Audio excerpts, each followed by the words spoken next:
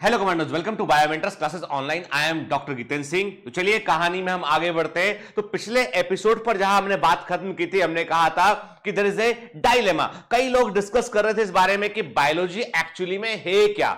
जैसे कि मैंने आपसे कहा था कि सोशियोलॉजिस्ट कहता है कि सोशियोलॉजी जो है सब कुछ है, तो साइकोलॉजिस्ट बोलता है कि sociology is a applied psychology के। फिर जो बायोलॉजिस्ट बोलता है कि psychology is a applied biology. ठीक है।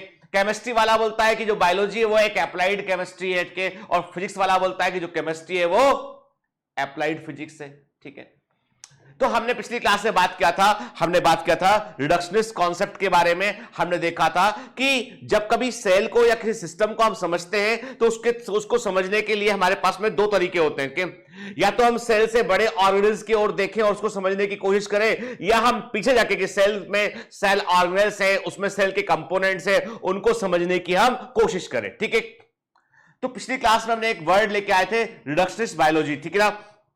तो मैंने कहा था कि हम कंपोनेंट्स के बेसिकली हम क्या कर रहे हैं, हम चाहते ही हैं कि हम जीवन को पूरी तरीके से समझ लें। हम चाहते ही हैं कि लाइफ को हम पूरी तरीके से समझ लें। उसके लिए हमें मॉलिक्यूल्स, एटम के लेवल पर क्या लाइफ की रिएक्शन चल रही है, कैसे ये आपस में इंटरेक्ट कर रही है, कैसे पूरा वर्किंग सिस्टम बना गया है, इसको समझने की हमें कोशिश करना पड़ेगा। क्लियर। तो देखिए सिंपल सी बात है कि रिडक्शनिस्ट अप्रोच जो होता है, जिसको हम बोलते हैं पश्चिगामी अप्रोच, जिसको हम बोलते हैं बैकवर्ड अप्रोच बोलते हैं, ये मेडिकल ट्रीटमेंट में बड़े काम आता है। कि हम बीमारियों की बात करते हैं, जब हम कोई भी डिजीज को समझने की कोशिश करते हैं तो हम ये पता लगाते हैं कि ये बीमारी मॉलिक्यूलर लेवल पर क्या परिवर्तन करती है, कौन से ऐसे प्रोटीन है इनको तोड़ती है, कौन से ऐसे मॉलिक्यूल जिनसे ये टॉक्सिन है, जो जहर है, बैक्टीरिया का जहर है या कोई वायरस का जो है वो इंफेक्शन है, तो किस तरह के केमिकल्स को बॉडी में प्रोड्यूस करता है, और फिर उन केमिकल्स को ट्रीट करने के लिए हम मेडिसिन का इस्तेमाल करते हैं। क्लियर। इसीलिए मैंने पहले भी कहा था कि आप यदि बायोलॉजी पढ़ रहे हैं तो आप ऐसा नहीं सोच सकते हैं कि आपको फिजिक्स और केमिस्ट्री से कोई वास्ता आपका नहीं पड़ेगा। कई सारे बच्चे मुझसे पूछते हैं कि सर मेडिकल कॉलेज में पहुंच जाएंगे, वहां किस काम की फिजिक्स हमको ये फिजिक्स क्यों पढ़ा रहे हैं, वहां किस काम की केमिस्ट्री हमको केमिस्ट्री क्यों पढ़ा रहे हैं। तो उसका उत्तर आपको मिल ही गया होगा कि आपको जीवन भर फिजिक्स और केमिस्ट्री काम आएगा। यह बात अलग है कि मेडिकल कॉलेज में कोई आपसे ग्रेविटेशन के फार्मूले देके क्वेश्चन लगाने को नहीं बोलेगा, लेकिन बेसिक कॉन्सेप्ट ऑफ फिजिक्स आपको हमेशा आने होंगे। ठीक है। और वो जरूरी रहेंगे आपके लिए। ठीक।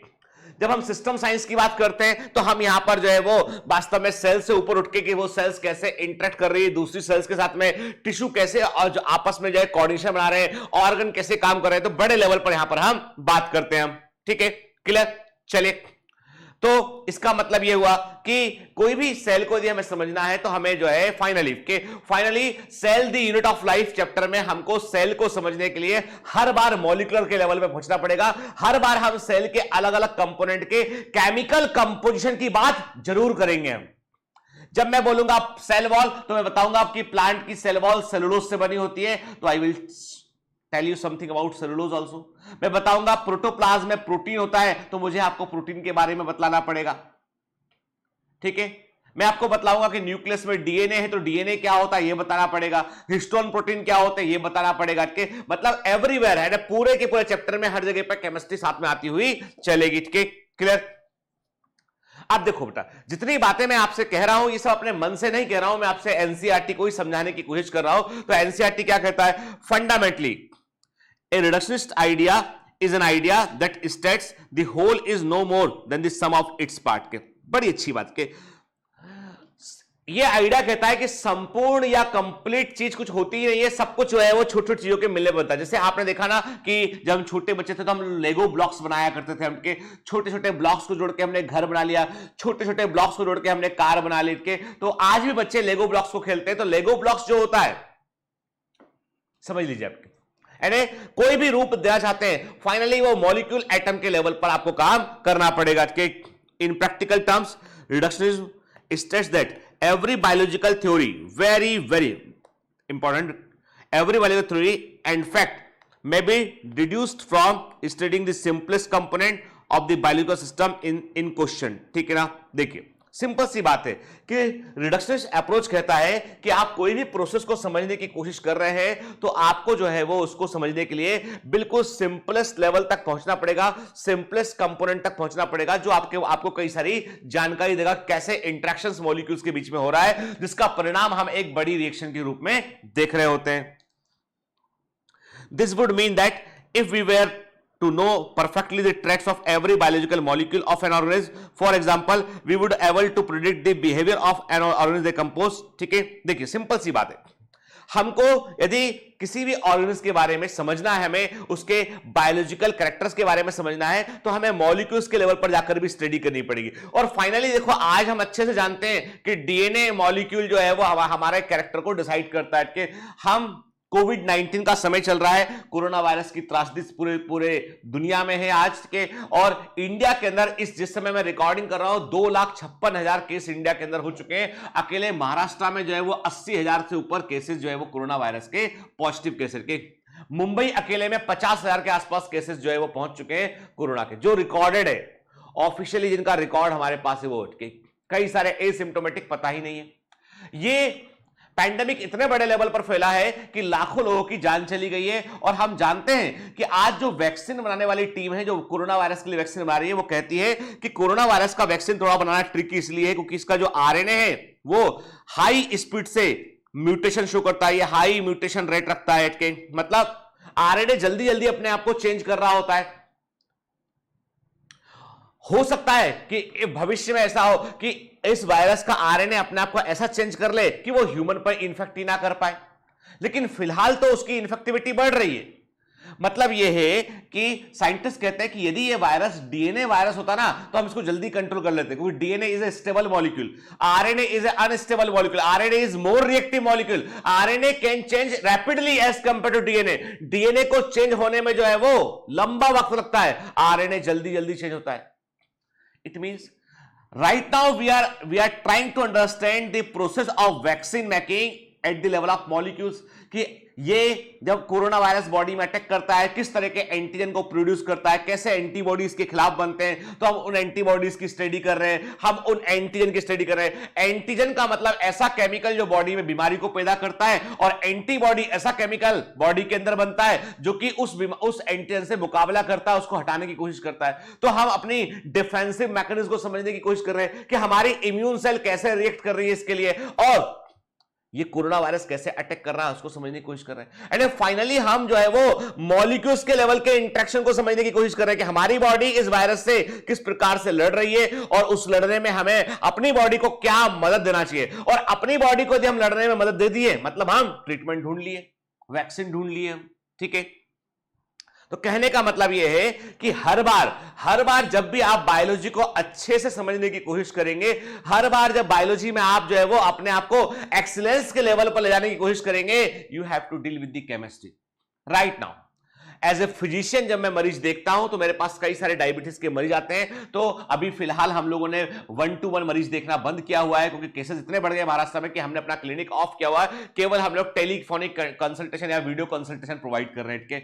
तो हमारे जो पेशेंट होते हैं उन पेशेंट में हमको पूछना पड़ता है तुम कौन कौन सी दवाएं खा रहे हो, तो पूरी लंबी दवाओं की लिस्ट होती है। फिर हर दवा का कैप, जैसे मैंने किसी को लिखा दवा, मान लो मैंने किसी को लिखा सेटापिन एक्सआर मेडिसिन लिखा, मैंने कार्बोफेज लिखा मैंने, तो actually it is metformin chemical होता है इसके अंदर, ठीक है। और मेटफॉर्मिन केमिकल जो है वो किस किस से रिएक्ट करता है वो हमें पता हो चुके। मैंने कहा कि यदि हम इसको जो है, कोई लेडी यदि वो यंग एज में है, उसे डायबिटीज है और उसको जो है वो ओरल कंट्रासेप्टिव चल रहे हैं, मेटफॉर्मिन देंगे तो क्या इंटरेक्शन दोनों मेडिसिन का आपस में होगा, ये पता होना चाहिए, ठीक है। ये पता होना चाहिए हमें कि एक व्यक्ति को किडनी की बीमारी है तो मेटफॉर्मिन का कितना डोज हम दे सकते हैं, कितना नहीं दे सकते हैं, कि फिर ग्लिमीप्राइड जो है इंसुलिन को निकालने के लिए कैसे काम करता है केमिकल वो। तो ये सब चीजें जो है एक डॉक्टर जो होता है ना उसको बहुत सारी जानकारी केमिस्ट्री की रखनी पड़ती है दिमाग में, के जैसे हमें कोई बोलता है सर ये मेडिसिन चल रहे हैं, झट से हम जो है सोचते हैं कि ये केमिकल इससे रिएक्ट करेगा, इससे रिएक्ट करेगा, इससे रिएक्ट नहीं करेगा, तो बोलते हैं उसको ये वाला मेडिसिन बंद कर दो, इसका रिएक्शन है तुमको, ये आ रही बस में।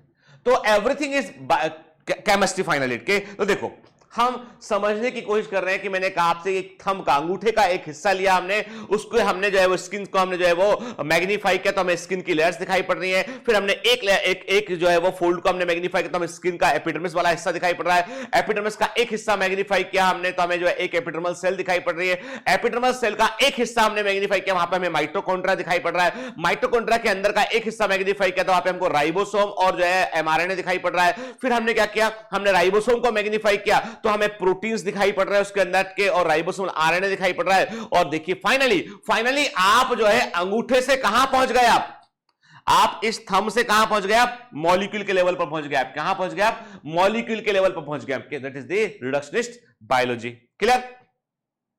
ठीक, तो चलिए अब यहां पर हम आते हैं, ऑफिशियली हम इंट्रोड्यूस करते हैं आप साइटोलॉजी को, कोशिका विज्ञान को।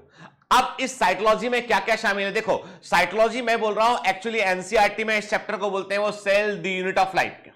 जब मैं साइटोलॉजी बोलता हूं मतलब मैं cell the unit of life, cell cycle और सेल डिवीजन, उन दोनों की मैं बात करता हूं मैं, ठीक है। दोनों चैप्टर को मैं साथ में कंसीडर करता हुआ चलता हूं, साथ में हम बायोमोलिक्यूल्स भी देखेंगे। तो एक्चुअली में हमारा जो क्रम रहेगा, हमारा जो पढ़ने का क्रम रहेगा वो ऐसा रहेगा कि हम पहले हम cell the unit of life को पूरा करेंगे, देन हम सेल साइकिल और सेल डिवीजन को पूरा करेंगे, और उसके बाद बायोमोलिक्यूल्स लेंगे। जबकि आपकी एनसीईआरटी में दे रखा होगा cell the unit of life, biomolecules, then the cell cycle and cell division के। हम बायोमोलिक्यूल्स को बाद में लेंगे, ठीक है। क्यों ऐसा करेंगे हम आगे बात करेंगे इसके ऊपर, ठीक है ना। क्लियर? चलिए नोट कर लेते, थोड़ा सा नोट करने की भी बारी है। Study of cell is known as cytology. कोशिका के अध्ययन को हम कोशिका विज्ञान कहते हैं। Study of cell is known as cytology. The study of cell with molecular and metabolic aspect is known as cell biology. जब हम जो है केवल सेल के स्ट्रक्चर की बात नहीं करते हैं, उनके फंक्शन की बात भी करते हैं, उनके मेटाबॉलिक रोल की बात करते हैं, उनके मॉलिक्यूलर लेवल पे ऑर्गेनाइजेशन की बात करते हैं। मतलब हर एक सेल कंपोनेंट को हम केवल जानने और समझने के अलावा हम उसके बारे में, उसकी प्रोसेस को समझने की कोशिश भी करते हैं, तो उसको हम सेल बायोलॉजी कहते हैं। तो ऐसा समझ लीजिए आप कि व्हाट इज सेल बायोलॉजी। हम कहते हैं कि cell biology is the cytology plus molecular biology, ठीक है। यानी दोनों को मिला के हम बोलते हैं सेल बायोलॉजी कहते हैं। तो what is cell biology? It is the cytology plus molecular biology, इसको हम कहते हैं सेल बायोलॉजी कहते हैं, ठीक है। और टर्म साइटोलॉजी देने वाले साइंटिस्ट थे हर्टविग ने साइटोलॉजी टर्म को जो है वो प्रस्तुत किया, ठीक है। क्लियर? थोड़ा सा क्रोनोलॉजी हमको याद रखना पड़ेगा बेटा, ठीक है। अब आगे बढ़ते हैं। फादर ऑफ साइटोलॉजी किसको कहते हैं हम? रॉबर्ट हुक के। Robert Hooke is the father of cytology, ठीक है ना। Very IMP. अब क्यों इनको हम फादर ऑफ साइटोलॉजी कहते हैं? क्योंकि इन्होंने पहली बार एक सेल को देखा और डिस्क्राइब करके, he first time discovered a cell and describe the cell, ठीक है। हालांकि वो सेल लिविंग सेल नहीं थी, वो डेड सेल थी, एक कॉर्क सेल थी, ठीक है। आगे बात करते हैं इनकी स्टोरी की हम। ये माइक्रोग्राफिया बुक के ऑथर थे के, वेरी आईएमपी के। रॉबर्ट हुक की बुक का नाम क्या था? माइक्रोग्राफिया था बेटा के। क्लियर? और ये एक अंग्रेज वैज्ञानिक थे, इंग्लैंड के थे, इंग्लिश साइंटिस्ट थे, इंग्लैंड के रहने वाले वैज्ञानिक थे, ठीक है। फादर ऑफ मॉडर्न साइटोलॉजी किसको कहते हैं? स्वानसन के। स्वानसन भी एक बड़े सेल बायोलॉजिस्ट थे, और इन्होंने जो है वो बुक लिखी थी दिस सेल के, और दिस सेल बुक में इन्होंने सेल को बहुत अच्छे तरीके से समझाया हुआ है। इन्होंने फर्स्ट टाइम किसी ने सेल को इतना डिटेल में बतलाया था, तो ये इनको इसलिए हम फादर ऑफ मॉडर्न साइटोलॉजी कहते हैं। इंडिया के अंदर जो इंडियन साइटोलॉजिस्ट है वो है मिस्टर ए.के. शर्मा, और ए.के. शर्मा जो है उन्होंने साइटोलॉजी में काफी काम किया है इंडिया में, ठीक है। क्लियर? देन देखो, बायोलॉजी में आपको बेटा कुछ साइंटिस्ट के नाम आपको याद रखने पड़ेंगे, और उसे याद रखने का तरीका यही कि आप एक दूसरे से पूछते रहे आप, ठीक है। मैं आपको एमसीक्यू दूंगा, उन एमसीक्यू में नाम पूछूंगा आपसे, तो कई बच्चों को लगता है सर आप ऐसा एमसीक्यू क्यों दे रहे हैं जिसमें सीधा नाम पूछना है, क्योंकि मैं चाहता हूं आप याद कर लें उसको, ठीक है। तो मैं आपको एमसीक्यू में भी दूंगा, आपको बैठ के आप भी एक दूसरे से पूछते रहिए नाम को, ठीक है। और जहां जहां आप देखिएगा इसको समय समय पर आप रिकॉल करते रहेंगे तो याद रहेगा आपको। यार एक लिखकर एक लिस्ट सामने लगा लीजिए, आप क्या पढ़ते हैं आप, और इसको पढ़ लिया करना कभी कभी, ठीक है। एच.जे. मुलर को हम बोलते हैं जो है वो टर्म साइटोजेनेटिक्स को दिया के, ठीक है। जब सेल बायोलॉजी को और जेनेटिक्स के प्रिंसिपल्स को हम एक साथ स्टडी करते हैं और हम देखते हैं कि जेनेटिक्स का सेल बायोलॉजी पे क्या असर पड़ता है, तो उस चीज को हम साइटोजेनेटिक्स कहते हैं कि मतलब सेल के लेवल पर हम जेनेटिक्स के इंप्लीमेंटेशन को देखते हैं, तो उसको हम साइटोजेनेटिक्स कहते हैं। स्वानसन को फादर ऑफ मॉडर्न साइटोलॉजी कहते हैं, ठीक है। सेल थ्योरी, कोशिका सिद्धांत। अभी मैंने बताया था पिछली क्लास में कि cell is the unit of function, cell is the unit of structure. तो मैंने आपसे कहा था cell is the structural and functional unit of all living being. कोशिका प्रत्येक जीवित जीव की जो है क्रियात्मक और संरचनात्मक इकाई होती है। क्लियर? हमने पिछली बार बात किया था, हमने कुछ कुछ एग्जांपल लिए थे, तो मैंने कहा था कि cell is the structural and functional unit of all living being, that is the cell theory given by Schleiden and Schwann. ठीक है? और सेल थ्योरी का एक्सटेंशन क्या था? रुडोल्फ विर्को ने। और ये सारी कहानियां हम डिटेल में देखेंगे। अभी केवल हम एक लिस्ट चार्ट तैयार कर रहे हैं ताकि किस साइंटिस्ट का नाम एग्जाम में पूछा जाता है वो हमारे पास में रहना चाहिए। ठीक है? सेल थ्योरी को दिया था शिल्डन एंड स्वान ने। Cell theory was extended by Rudolf Virchow. और idea of cellular totipotency given by Haberlandt. And what is cellular totipotency आगे बात करेंगे। अभी इतना समझ लीजिए कि एक सेल जो होती है, एक सेल में पूरी एबिलिटी होती है, it has ability to produce the entire organism के। एक सेल में पूरे जीव को उत्पन्न करने की क्षमता होती है, इसको टोटिपोटेंसी कहते हैं। कि इसे हम जो है टोटिपोटेंसी कहते हैं। और टिश्यू कल्चर का आधार भी टोटिपोटेंसी होता है। ठीक है? मतलब एक सेल से पूरा प्लांट बॉडी आप तैयार कर सकते हैं। ठीक है? चलिए अब बात करते हैं पहले डिस्कवरी ऑफ सेल की बात करते हैं। स्क्रीन पर आप देख रहे हैं वो है रॉबर्ट हुक। ये है रॉबर्ट हुक के। क्लियर कर दूं मैं, रॉबर्ट हुक का जो समय काल है तक जब उन्होंने सेल के बारे में बताया, इट इज अराउंड 1665। ठीक है? समझ लीजिए कि ये 1650 से लेकर 1665 तक जो है वो अपना इस पे काम करते रहे थे। ये वो टाइम पीरियड है, मतलब it is the 17th century. ये 17वीं सदी की बात है। ये कब की बात है? 17th सेंचुरी की बात है। इन्होंने जो है वो सेल को खोज निकाला था। ये वो टाइम पीरियड था जब किसी के पास में माइक्रोस्कोप जो है बाजार से, बाजार समझ लीजिए कि मार्केट में माइक्रोस्कोप अवेलेबल नहीं था, है ना। ये इनका माइक्रोस्कोप है, ये इनका माइक्रोस्कोप है जो इन्होंने खुद बनाया था। के ये उस जमाने की बात है जिस जमाने में साइंस जो है, जो बायोलॉजिस्ट थे वो चीजों को समझने की कोशिश कर रहे थे। और लोगों का इंटरेस्ट जो है वो इस बात में था कि माइक्रो लेवल पे, छोटे लेवल पे चीजें कैसी होती हैं। उस समय तक ग्लास के लेंसेज वगैरह जो है बड़े रिफाइंड लेंसेज बन चुके थे, लेकिन उन लेंसेज के सही कॉम्बिनेशन का इस्तेमाल करके, उन लेंसेज के सही कॉम्बिनेशन का यूज करके माइक्रोस्कोप बनाना जो है 17th सेंचुरी में शुरू हुआ था। रॉबर्ट हुक जो थे उन्होंने अपना खुद का माइक्रोस्कोप बनाया। आपको जानकर आश्चर्य होगा, रॉबर्ट हुक तो एक बायोलॉजिस्ट थे, बड़े साइंटिस्ट थे, लेकिन एक इन्हीं के टाइम पीरियड में एक साइंटिस्ट और थे, उनका नाम था एंटोनी वॉन ल्यूवेनहॉक। उनका नाम था एंटोनी वॉन ल्यूवेनहॉक।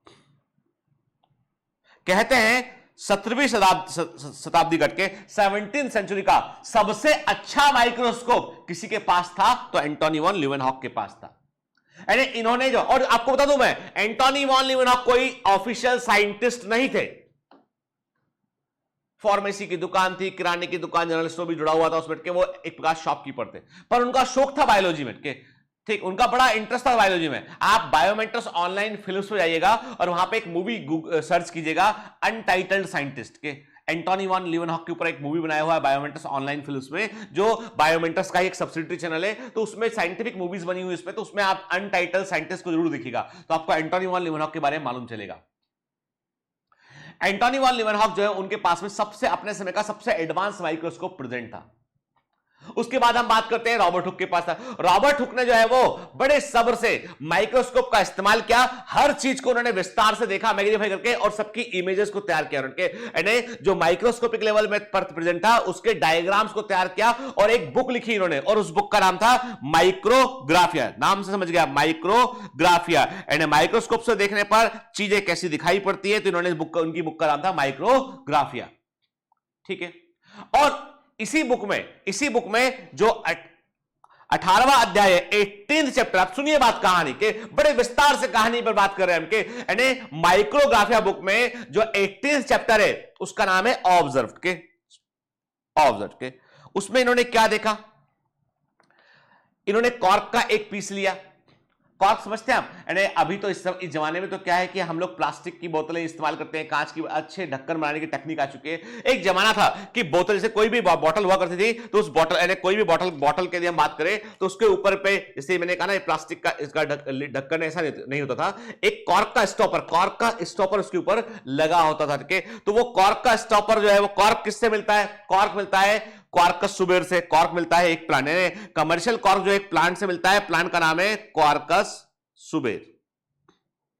क्वार्कस सुबेर, SUBER के, क्वार्कस सुबेर इज द प्लांट नेम जिससे कॉर्क मिलता है। और कॉर्क का इस्तेमाल करते हैं, कॉर्क मतलब प्लांट से मिलता है। ठीक है, तो इन्होंने क्या किया, कॉर्क का ढक्कन लिया, उसको उन्होंने बारीक स्लाइस काटा उसका, और उसको माइक्रोस्कोप के अंदर रखकर देखा। इन्हें क्या दिखाई पड़ा? इन्हें जो है कॉर्क के अंदर झांक कर देखने पे इन्हें इस प्रकार का स्ट्रक्चर दिखाई पड़ा। ठीक है,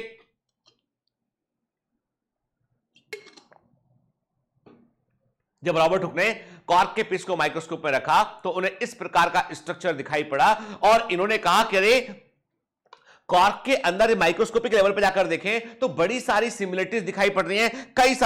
कई सारे इनको जो यहां पर स्मॉल कंपार्टमेंट दिखाई दिए, कई सारे इनको स्मॉल कंपार्टमेंट दिखाई दिए। ठीक है, जिनको बोल सकते हैं हम लिटिल रूम बोल सकते हैं, छोटे छोटे कमरे दिखाई पड़े। यहां पे देखिए आप, ये लिटिल रूम दिखाई दे रहे हैं, है ना बेटा? ठीक है, और लैटिन में इन वर्ड के इसके लिए वर्ड यूज होते हैं सेला, लिटिल रूम। ठीक है, लिटिल रूम, स्मॉल कंपार्टमेंट, होलो स्पेस के लिए सेला वर्ड यूज करते हैं, और इसी सेला वर्ड से बाद में वर्ड आकर निकल के आया सेल। ठीक है, क्लियर? यानी इसी से निकल के वर्ड आया सेल। तो सेल के, और एक्चुअली में कॉर्क जो होता है, कॉर्क तो डेड होता है, कॉर्क इज ए डेड कि एक्चुअली में इन्होंने क्या डिस्कवर किया था? इन्होंने जो है वो इन्होंने वास्तव में खोया था कॉर्क का सेल वॉल्ट के, लेकिन पहली बार सेल वर्ड का इस्तेमाल यहां पर हुआ। ठीक है, पहली बार यहां पर सेल वर्ड का इस्तेमाल हुआ। पहली बार इन्होंने बताया कि कोई ऐसी रिपीटेड यूनिट पाई जाती है, बार बार दोहराई जाने वाली ऐसी इकाइयां पाई जाती हैं जिनके मिलने पर पूरा ऑर्गेनिज्म बनता है। मतलब शरीर को बनाने वाली, बॉडी को बनाने वाली ईंटों की खोज कर ली इन्होंने कहा कुछ तो ऐसा है जो इसके अंदर रहा होगा, कुछ तो ऐसा है जो इस कंपार्टमेंट में रहता होगा, और ये जो कंपार्टमेंट है, इसके ऐसे कंपार्टमेंट कई सारे मिलने पर ही पूरी हमारी बॉडी बनी होती है। ठीक है, देखिए क्या लिखता है। In 1665, Robert Hooke examined a piece of cork under microscope and found honeycomb-like structure के 1665 में रॉबर्ट हुक ने एक कॉर्क का टुकड़ा लिया, उसको माइक्रोस्कोप में देखा उन्होंने, और उनको उसमें मधुमक्खी के छत्ते के समान संरचनाएं दिखाई पड़ी, honeycomb-like structure दिखाई पड़े। He gave cell term to this structure, इन्होंने इसके लिए जो है वो सेल टर्म का इस्तेमाल किया। और सेल टर्म का मतलब क्या होता है? Cell is a Latin word, इसका मतलब था होलो स्पेस और लिटिल रूम के छोटे छोटे कंपार्टमेंट, छोटी जगह, छोटा कमरा, इसका मतलब होता है। ठीक है ना, लैटिन वर्ड है, ये एग्जाम में पूछा गया बेटा। ठीक है, cell is a Latin word. ठीक है, आपको जानकर आश्चर्य होगा कि वाई, क्या कारण है कि मोस्ट ऑफ द टर्म जो है वो लैटिन लैंग्वेज से लिए आते हैं। What is the reason why most of the term जो है वो लैटिन लैंग्वेज से लिए आते हैं? कारण यह है कि Latin is a stable language, Latin is a old, ancient and stable language के, इसमें कोई भी नए शब्द डिस्कवर नहीं हो रहे के। इंग्लिश क्यों नहीं यूज करते हैं? क्योंकि इंग्लिश इज इवॉल्विंग लैंग्वेज के, इंग्लिश जो है अभी भी इंप्रूव हो रही है। इंग्लिश जो है वो एक यंग लैंग्वेज है, English is a young language के जो अभी भी इंप्रूव हो रही है। हम बहुत सारे नए नए वर्ड को हम खोजते चले आ रहे हैं, हम कई सारे अर्बन वर्ड्स इस्तेमाल कर रहे हैं आजकल हम। ठीक है ना? अब सिंपल सी बात के हेलो ब्रदर से एक वर्ड है, हाय बडी दूसरा वर्ड है।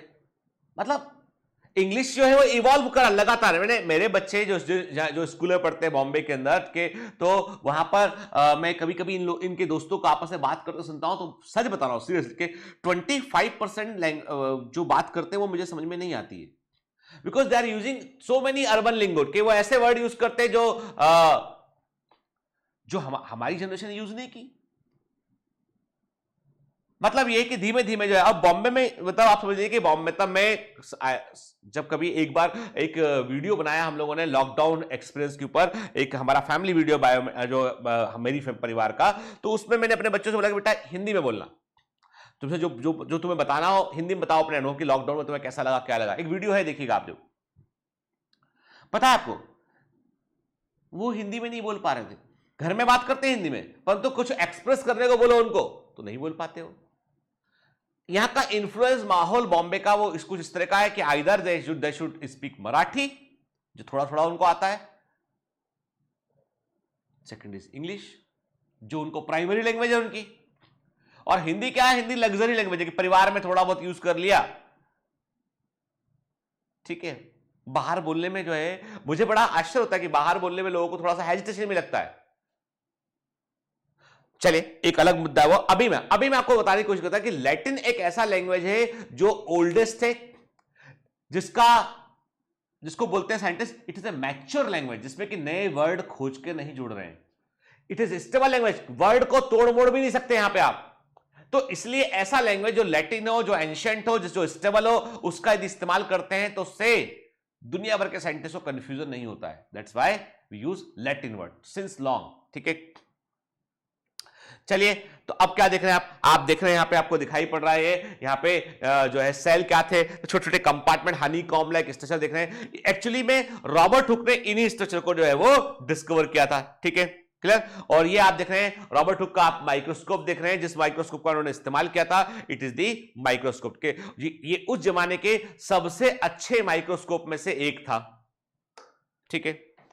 He actually discovered suberized cell wall, इन्होंने वास्तव में suberized cell wall खोजा। What is the meaning of suberized cell wall? मतलब जो सेल वॉल होती है, कोशिका भित्ति होती है, उसमें सुबेरिन नाम का केमिकल उसमें जो है वो जुड़ा होता है कि सुबराइज, उसमें सुबेरिन नाम का केमिकल जुड़ा होता है कि इन्होंने लिविंग सेल को डिस्कवर नहीं किया था।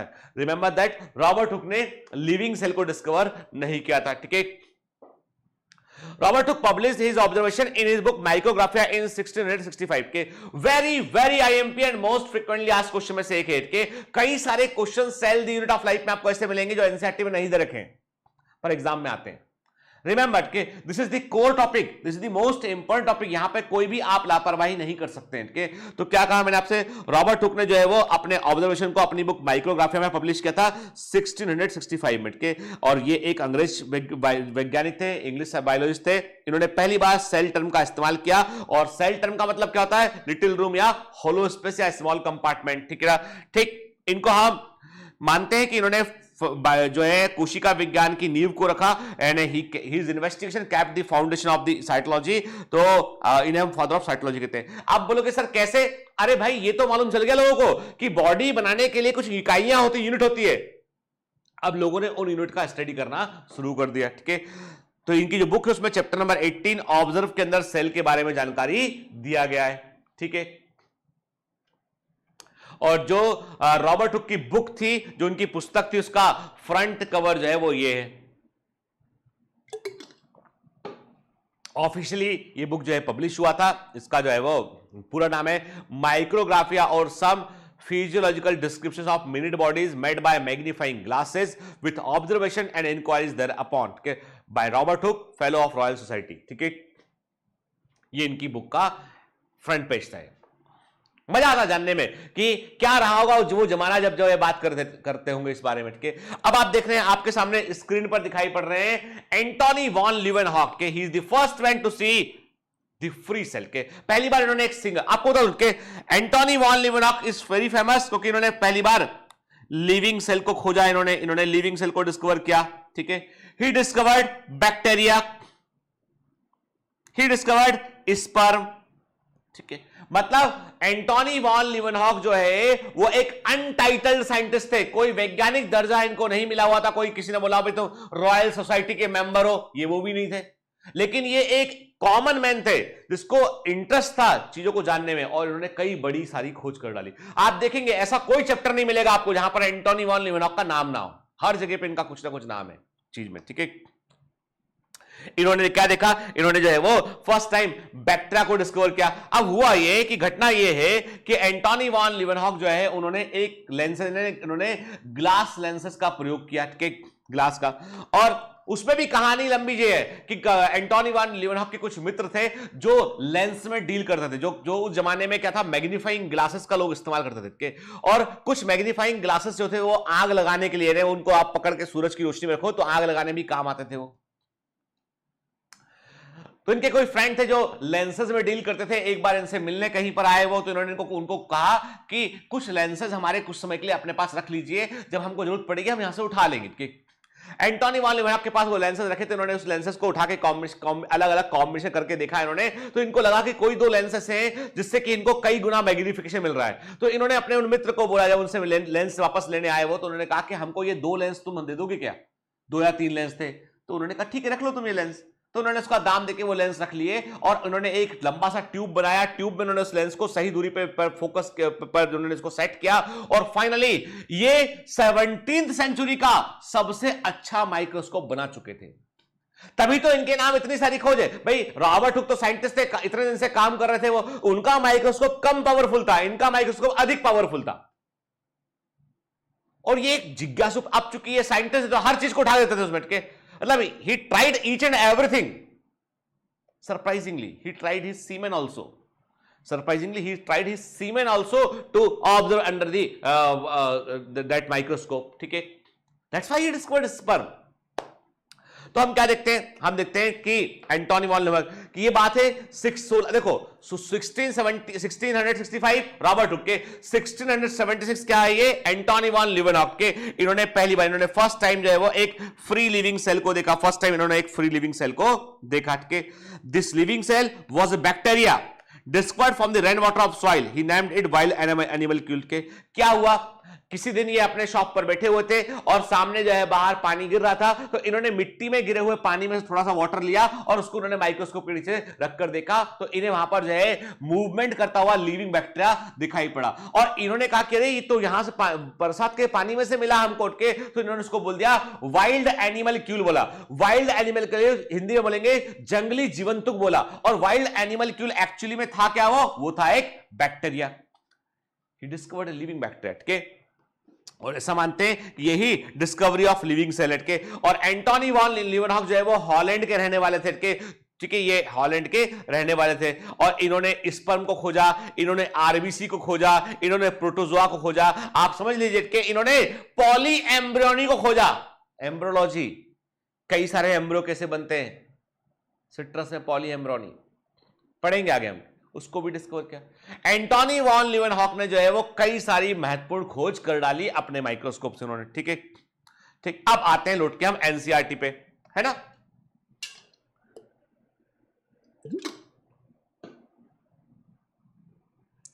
आप में से कई लोग सोच सकते हैं कि सर एनसीईआरटी पर ही फोकस रखिए केवल, पर बेटा ये गलत होगा। क्या लगता है आपको, NCERT is like a syllabus and NCERT का हर 2 लाइन जो होता है ना उसके बीच में एक कहानी छुपी होती है। And we are here to reveal this that story, की वो स्टोरी क्या है और क्या उन 2 लाइनों का सच्चा मतलब क्या है। कि ये कबीरदास जी के दोहे के समान है, ठीक है, रहीम के दोहे के समान है।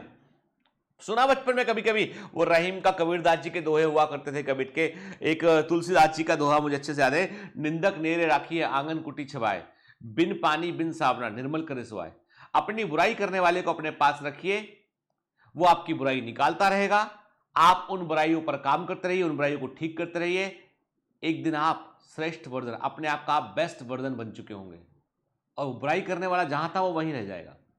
कबीरदास जी का एक दोहा मुझे बड़ा अच्छा लगता है, जो जिसको मैं बहुत मानता भी और मुझे लगता है कि बहुत ही पते की बात है।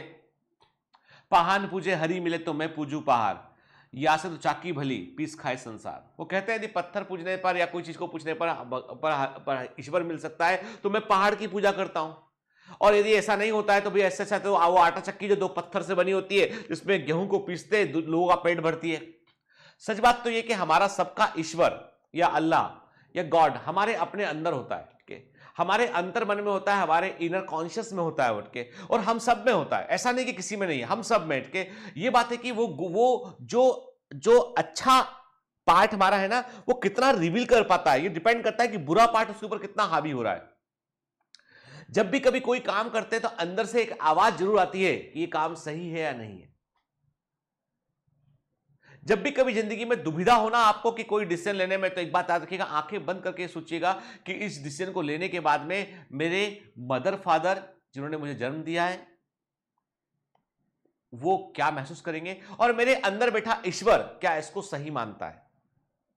Don't look the god in mandir, masjid, church and any other religious places के। गॉड इज विथ इन यू के, वो आपके अंदर ही है, वो आपके अंदर की लैंग्वेज सुन रहा। जब when you are taking food तो ऑलवेज सोचिए, जब आप भोजन खाते हैं, आप कुछ खाते हैं, हमें सोचिए कि this is, you are going to feed this food to inner god inside you. Whenever you are taking decision, leave the decision to inner subconscious mind की क्या करना चाहिए, ठीक है। अंदर से सच बता रहा हूं, अंदर से आपको 99.9% अंदर से आवाज जो आएगी वो सही आवाज आएगी आपको। बाहर से हम बोलते हैं कि हम छल करके, गलत करके हम सोचते हैं कि हम स्मार्ट हैं, ये रॉन्ग है, ये स्मार्टनेस नहीं है इनके। थोड़े समय के लिए कुछ लोगों को आप जो है वो मूर्ख बना सकते हैं, लेकिन आप लंबे समय तक जो है वो, यदि सच नहीं है, सच्चाई नहीं है, यदि उसके अंदर ईमानदारी नहीं है, उसके अंदर आपकी इनर कॉन्शियस इन्वॉल्व नहीं है, तो वो डिसीजन लॉन्ग टर्म में गलत ही सिद्ध होगा। जो मैं कह रहा हूं इस बातों के कई सारे मायने हैं, आप कभी सोचिएगा इस बात पे। तो मैं आपसे जो कह रहा था कि असल में हम क्या देख रहे थे, हम बात कर रहे थे कि जो है अब जब मैंने कहा ना कि ये जैसे दोहा होता है उसमें कई मतलब निकलते हैं उस चीज में, वैसे ही जो है वो एनसीईआरटी की लाइनों के बीच में कई सारे मतलब छिपे होते हैं कि when you look around you see both living and non living thing. NCERT लिखता है कि जब आप अपने आसपास देखते हो ना, आपको कई सारी लिविंग नॉन लिविंग चीजें आपको दिखाई पड़ती हैं कि you must have wondered and asked yourself. कई बार आप सोचते होंगे, अपने आप से पूछते होंगे, what is that, what is it that make an organism living. ऐसा क्या है इस जीव के अंदर जो लिविंग है। अभी जैसे मैं आपको पढ़ा था, मैंने अभी देखा कि ये मेरे हॉल में ये एक वॉल है, उसमें छोटा सा मुझे एक डस्ट माइट दिखाई दिया, इतना छोटा सा, बहुत छोटा सा डस्ट माइट मुझे दिखाई दिया। वो चल रहा था वॉल पे ऐसे धीमे धीमे के। मेरे इस जहां पे मैं आपको पढ़ा रहा हूं, इस जगह पर बहुत सारी चीजें रखी हुई, यहाँ पे लाइट्स लगी हुई है, टेबल्स रखे हुए हैं यहाँ पे, लेकिन ये सब चीजें तो मूव नहीं कर रही है। पर वो इतना छोटा सा इंसेक्ट, इतना छोटा सा इंसेक्ट वो झट मूव करता हुआ आगे बढ़ रहा है। क्या हम आज तक छोटा सा मच्छर देखते हैं, कितना स्मार्ट, तेजी से उड़ता हुआ आता है, कान के पास आवाज करता है, बोलता है आऊंगा, काटूंगा, फिर पता नहीं क्या मजा आता है मॉस्किटो को कान के पास आवाज करने बैठ के, पर वो काटता है। ठीक है, इतना छोटा सा बैक्टीरिया मल्टीप्लाई करता है। आप कई बार बैक्टीरिया मल्टीप्लाई करते हुए देखते हैं अपने घर में। कहां देखते हैं? दूध से दही का बनना। मम्मी ने दूध लिया, थोड़ा सा 1 चम्मच दही डाला, घुमा दिया, फेंट दिया, रख दिया, उसमें दही बन गया। And you are literally you are multiplying the bacteria, lactobacillus को मल्टीप्लाई कर रहे हैं आप और खा रहे हैं। जब आप दही खाते हैं तो you are literally you are eating bacteria with that milk product. तो एक्चुअली में क्या है कि हम सोचते हैं कि जीवन है क्या, के लाइफ है क्या, और ये कैसे सस्टेन करती है, कैसे ये पूरे के पूरे जो लाइफ बनी हुई है, ये बड़े सारे प्रश्न के। And what is it that inanimate things does not have which is a living thing has के। ऐसा क्या जीवित चीजों जीवों में है जो नॉन लिविंग के अंदर नहीं है? ऐसा क्या फोर्स है जो जीवित को जीवित रखे और आजीवित के अंदर, नॉन लिविंग के अंदर वो नहीं है? ठीक है, द आंसर तो this is the presence of the basic unit of life, the cell in all living organism. अब इसका उत्तर मिला। मैंने आपसे कहा था ना कि cell is a defining property. मैंने आपसे कहा था कि सेलुलर ऑर्गेनाइजेशन जो होता है, कोशिकीय व्यवस्थितीकरण जो है, वो जीवित जीवों की एक डिफाइनिंग प्रॉपर्टी होता है। अब आप बोलोगे सर कॉर्क तो मरा हुआ है, कॉर्क तो मरा हुआ है, आपने बताया अभी हमको, वो भी तो सेल बोला आपने। नहीं बेटा, कॉर्क जब बना है ना, बनने के बाद जब वो जो मैच्योर हुआ तो बराबर के इन दी प्रोसेस के, जब कॉर्क कैम्बियम ने उसको बनाया तो बनते के दौरान वो सेल्स लिविंग रही है, फिर वो डिफरेंशिएट होकर डेड हो गई। वो एक प्रोसेस हुआ उसके पीछे। तो जीवित जीव में आपको जो भी जीवित जीव होगा उसमें आपको सेलुलर अरेंजमेंट देखने मिलेगा।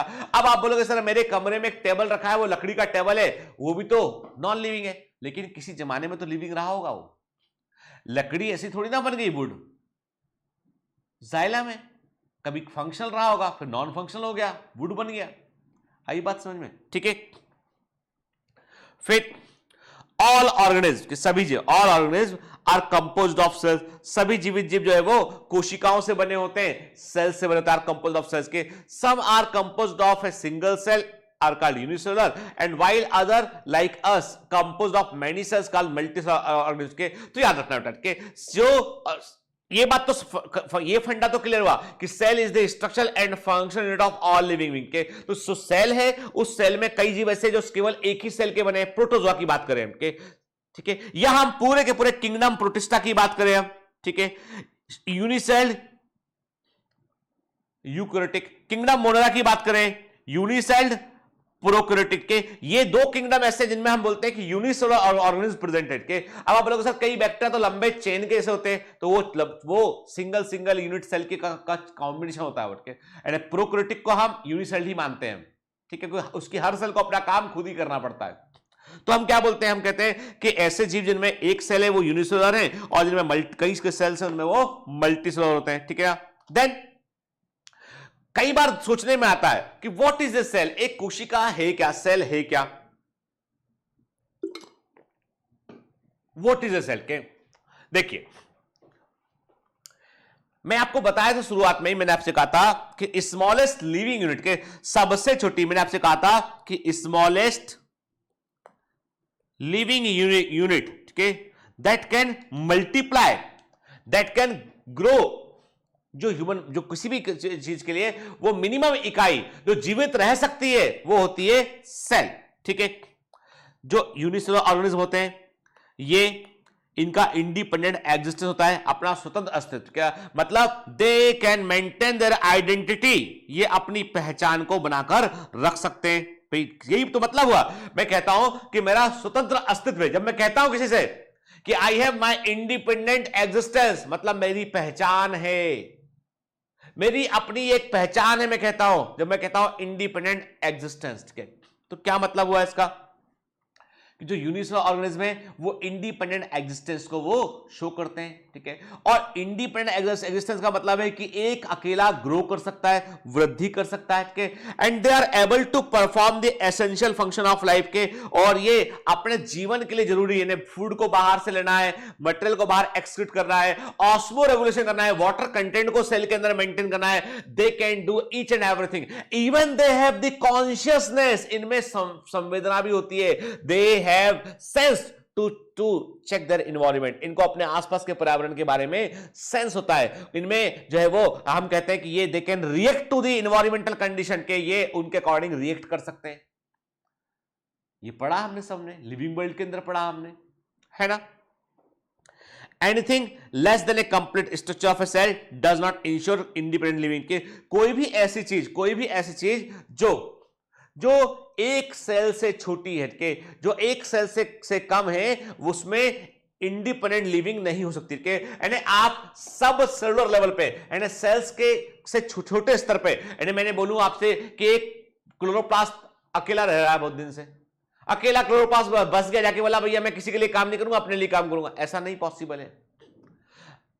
एक सेल से छोटा कुछ भी जो है वो इंडिपेंडेंट लिविंग को इंश्योर नहीं कर सकता है, क्या, तो इसका मतलब तो ये हो गया, this cell is the fundamental structural and functional unit of all living being, इसका मतलब ये हो गया कि कोशिका जो होती है, सेल जो होती है, सभी जीवित जीवों की संरचनात्मक मूलभूत, हम बोलेंगे मूलभूत संरचनात्मक और क्रियात्मक इकाई होती है। This cell is the fundamental structural and functional unit of all living organism, कोशिका सभी जीवित जीवों की मूलभूत संरचनात्मक और क्रियात्मक इकाई होती है। क्लियर, ठीक है। अब ये बात तो हम समझ गए। एंटोनी, अब देखो एनसीईआरटी, जो मैं आपको एंटोनी वॉन लिवेनहॉक की स्टोरी आपको बताया था, तो एनसीईआरटी में भी मेंशन किया उन्होंने कि Antonie von Leeuwenhoek first saw and described a live cell, के एंटोनी वॉन लिवेनहॉक ने पहली बार एक जीवित कोशिका को देखा, उन्होंने डिस्क्राइब किया के Robert Brown later discovered the nucleus, Robert Brown ने बाद में क्या किया, उन्होंने न्यूक्लियस को बतलाया, के याद रखना रॉबर्ट हुक ने सेल को बतलाया, रॉबर्ट ब्राउन ने न्यूक्लियस को खोज निकाला, इंपॉर्टेंट है बेटा, ठीक है। जब न्यूक्लियस की बात करेंगे तब दोबारा ब्राउन के ऊपर हम आएंगे।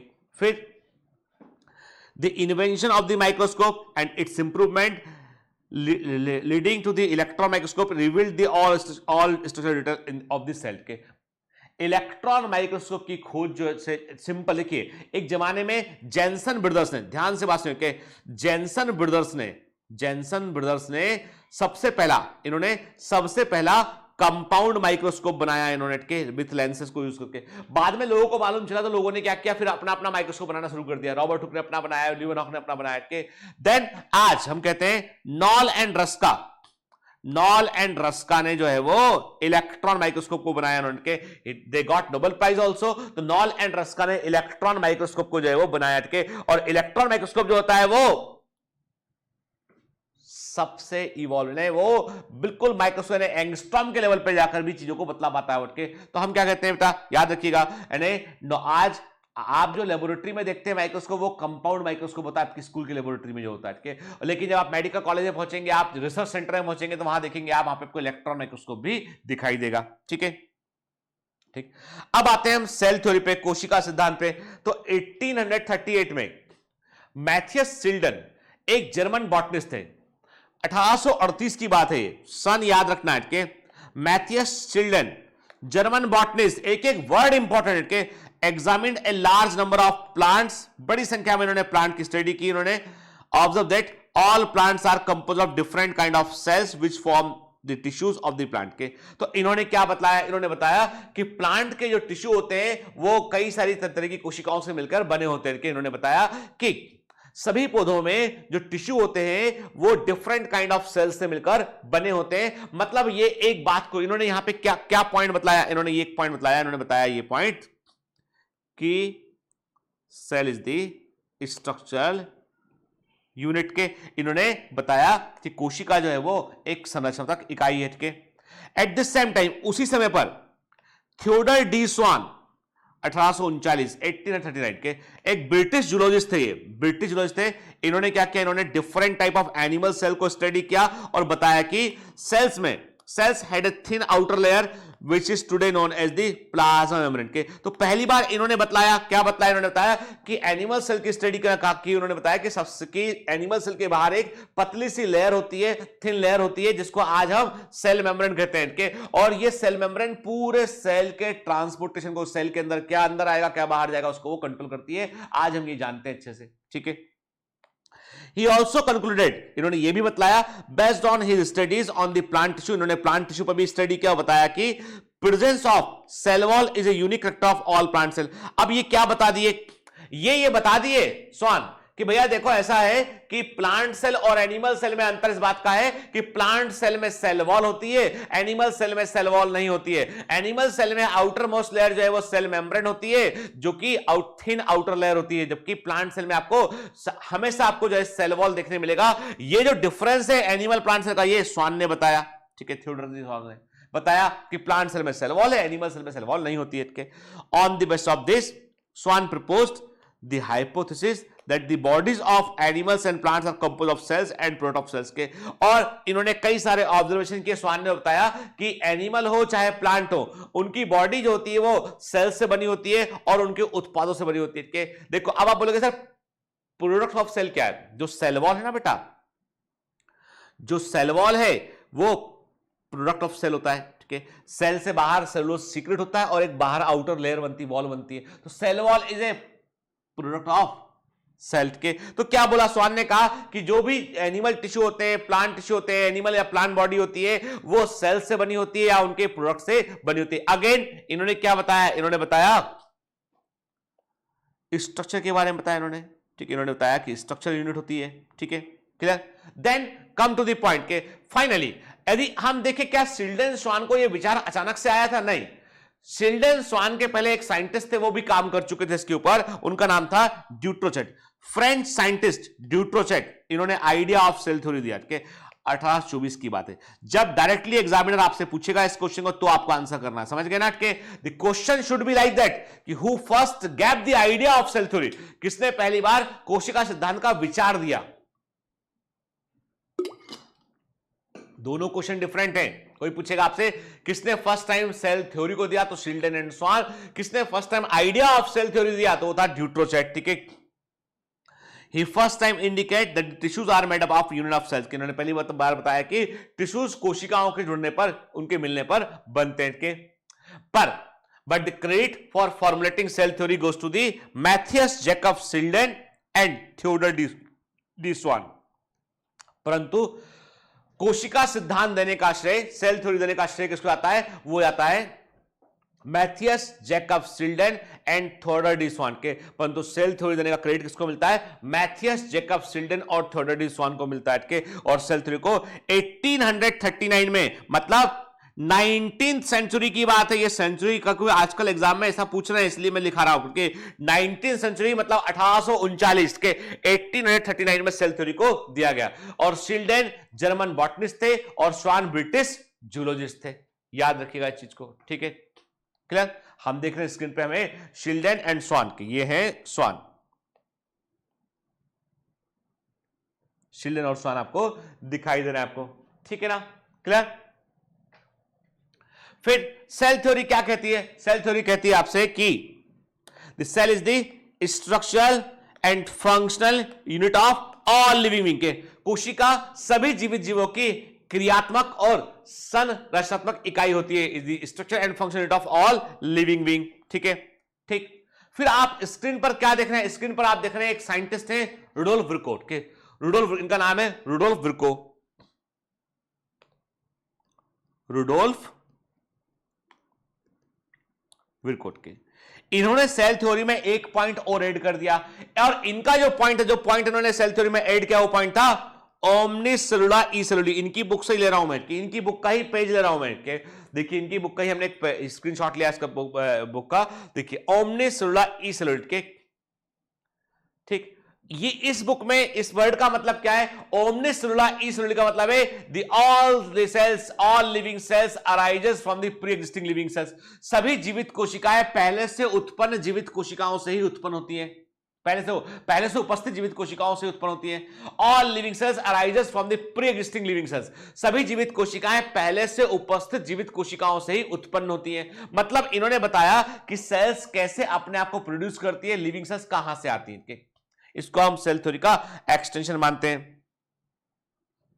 Rudolf Virchow in 1855 extended the cell theory and suggested that an additional feature of the cell theory that should be that all living cells arises from pre-existing living cells के रुडोल्फ विर्को ने जो है वो 1855 में जो है वो सेल थ्योरी को एक्सटेंड किया, और इन्होंने बतलाया कि सभी जीवित कोशिकाएं लिविंग सेल्स पहले से उपस्थित प्री एग्जिस्टिंग लिविंग सेल से बनती हैं। मतलब इन्होंने यह बताया कि कोई भी नॉन लिविंग चीज से, यानी अपने आप से लिविंग सेल नहीं बन जाती हैं, पहले से प्रेजेंट लिविंग सेल होंगी, वही लिविंग सेल्स को प्रोड्यूस करेंगी। और इन्होंने जो स्टेटमेंट का दिया लैटिन में वो था ओमनिस सेलुला ई सेलुलिट के, और very very IMP and favourite question of examiner के, एग्जाम में कई बार ये क्वेश्चन मिला, कम से कम 7 या 8 बार मेडिकल एंट्रेंस में क्वेश्चन आया हुआ है ओमनिस सेलुला ई सेलुलिट के। और इसको लॉ ऑफ सेल लीनिएज भी कहते हैं, कोशिकाओं के आगे बढ़ने का सिद्धांत भी कहते हैं। हम हिंदी में बोलते से कोशिकी सततता का सिद्धांत, कोशिकी सततता का सिद्धांत, continuity, law of cell lineage भी कहते हैं के। और इसके लिए एविडेंस, इसको जो है वो इसको एक्सपेरिमेंटली प्रूफ किया था लुईस पाश्चर के। लुईस पाश्चर ने 1862 में एक एक्सपेरिमेंट किया, और बड़ा फेमस एक्सपेरिमेंट था, उसका नाम था स्वान नेक फ्लास्क एक्सपेरिमेंट के। और ये बड़ा जबरदस्त एक्सपेरिमेंट था कि इन्होंने जो है वो कई सारे लोगों के मुंह बंद कर दिए जो लोग मानते थे। यानी जब ये बात 19th सेंचुरी की जब ये बात चल रही थी, उस समय एक बड़ा विवाद था। कई सारे लोग ये मानते थे कि ईश्वर ने अपने आप से कोई भी केमिकल कहीं रखे, अपने आप से जीवन बन सकता है। मतलब लॉट्स ऑफ द साइंटिस्ट, कई लोग ऐसे मानते थे कि आजीवन जीवोत्पत्ति होती है, ए बायोजेनेसिस होता है, मतलब नॉन लिविंग चीज से लिविंग चीज बन सकती है, ऐसा लोग मानते थे। परंतु पाश्चर ने उसको चुप कर दिया, सारे लोग उठ के स्वान नेक फ्लास्क एक्सपेरिमेंट किया। और पाश्चर ने बेसिकली जो है वो रुडोल्फ विर्को ने कहा था ना जो कि all living cells arises from pre existing living cells, सभी जीवित कोशिकाएं पहले से उपस्थित जीवित कोशिकाओं से ही आती हैं, उसको उन्होंने सिद्ध कर दिया, एक्सपेरिमेंटली प्रूफ कर दिया उन्होंने, ठीक है ना। ये पाश्चर ने क्या प्रयोग। तो एक काम करते हैं कि नेक्स्ट क्लास में जो है हम अगले एपिसोड में हम अपनी कहानी की शुरुआत यहीं से करेंगे कि पाश्चर ने क्या किया, स्प्लेंजानी ने क्या किया, फ्रांसिस्को रेड्डी ने क्या किया, और क्या कंट्रोवर्सी थी उस समय की, और इस चीज से क्या फायदा हुआ अटके, क्या जानने मिला हमें अटके। तो हम देखो क्लियर कर दूं, cell the unit of life एक ऐसा चैप्टर है जो कई सारे चैप्टर्स के दरवाजे खोलता है। This is the basic fundamental and most important unit के, इसको ना समझे तो पूरी बायोलॉजी जीरो है, ठीक है। ये चैप्टर समझ में अच्छे से आएगा तो पूरा बायोलॉजी आपके लिए आसान हो जाएगा, ठीक है ना। तो पढ़ते रहिए, मेहनत करते रहिए। All the best.